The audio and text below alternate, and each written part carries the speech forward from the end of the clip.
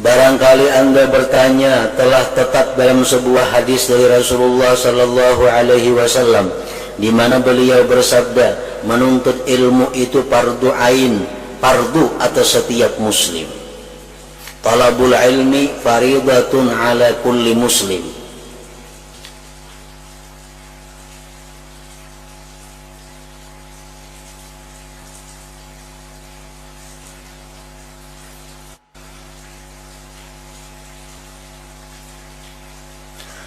Lalu ilmu apakah yang menuntutnya dianggap fardu ain itu?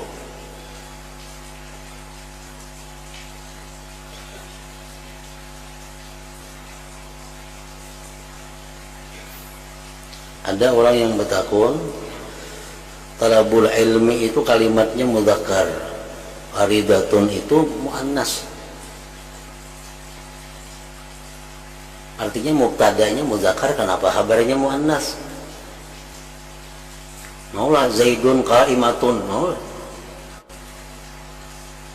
Zaidun qa'imatun, ada mau mesti Zaidun qa'imun, maka mestinya talabul ilmi fardun. Ini kenapa faridatun? Oleh pengarang kitab Syarah Minhajul Abidin disebutkan bahwa tak di situ lain tak taknis, itu tak li takkid ngarannya. Taknya tak li takkid. Jadi mudzakarnya itu faridatun itu. Sama nang kayak alamatun. Alamat, alamatun itu lain tak taknis, itu tak takkid.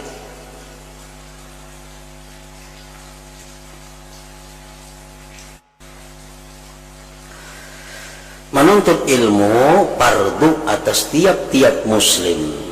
Lalu ilmu apakah yang menuntutnya dianggap fardu ain itu? Dan apakah batasan ilmu yang wajib dihasilkan oleh hamba dalam masalah ibadah?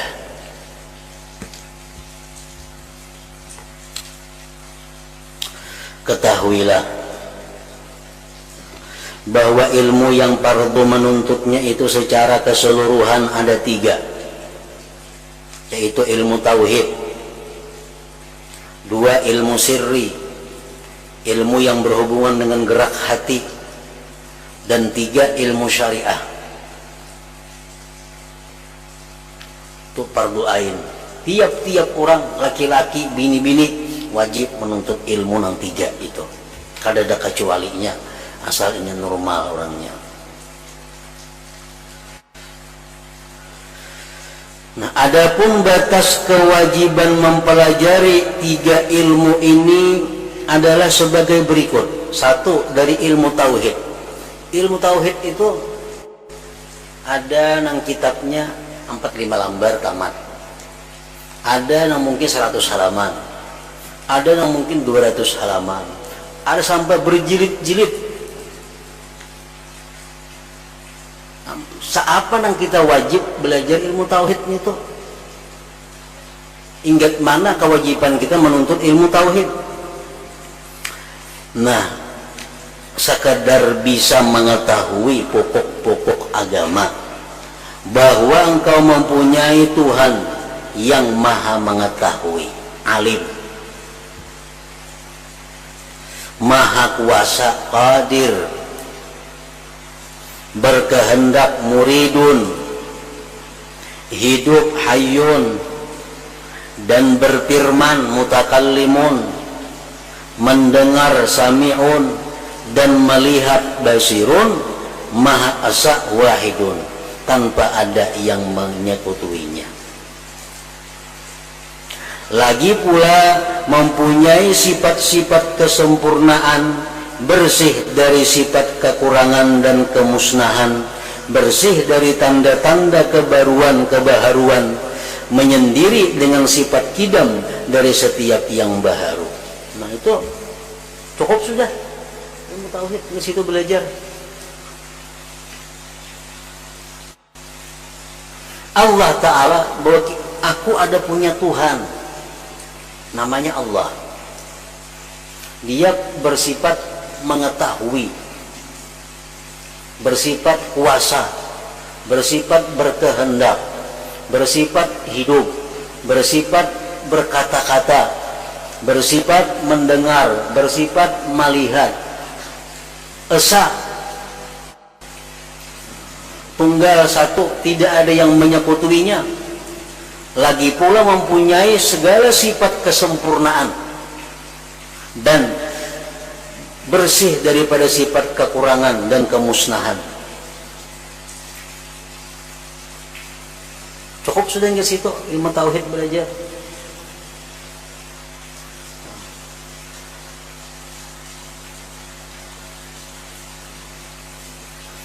Dan dalam ilmu tauhid ini ada 4 kalimat, 4 lafaz yang jangan dipakaikan kepada Allah.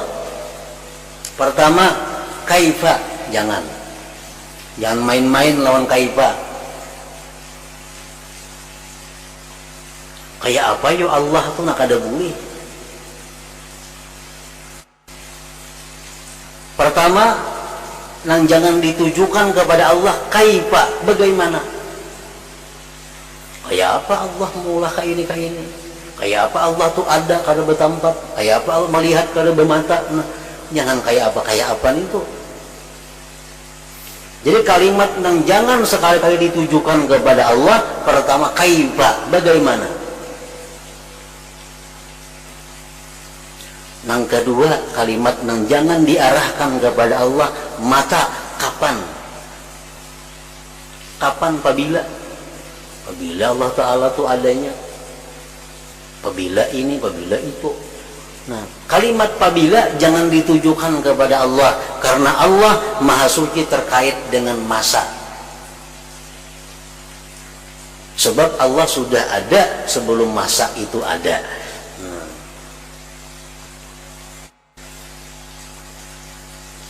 Yang ketiga, jangan sekali-kali kepada Allah itu ditujukan kalimat aina, di mana? Di mana Allah Ta'ala itu? Maka ada kawan itu.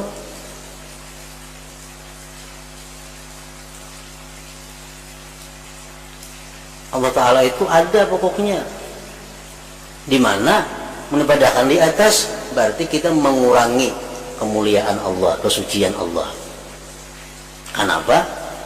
Karena atas itu ciptaan Allah. Allah sudah ada sebelum adanya si atas itu. Kalau kita katakan bahwa Allah berada di atas, berarti atas yang menyandang Allah Ta'ala, berarti mengurangi kesucian Allah. Kada boleh itu. Yang ketiga, yang jangan digunakan kepada Allah, kam. Allah itu berapa?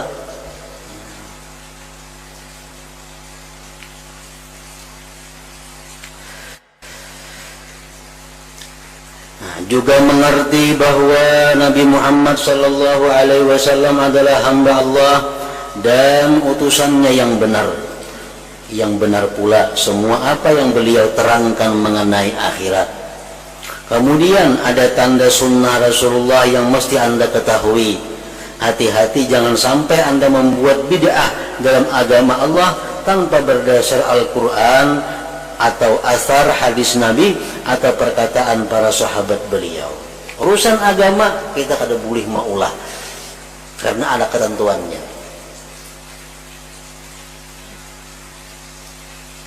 Kada boleh maulah-ulah kita. Urusan ibadah nak menambahi seorang, agama sudah menentukan misalnya sembahyang zuhur 4 rakaat, nakolah jadi 6, ada kawan itu. Apa asa baik banyak nih, ada kawan ditambah-tambahi, itu bid'ah ngarannya.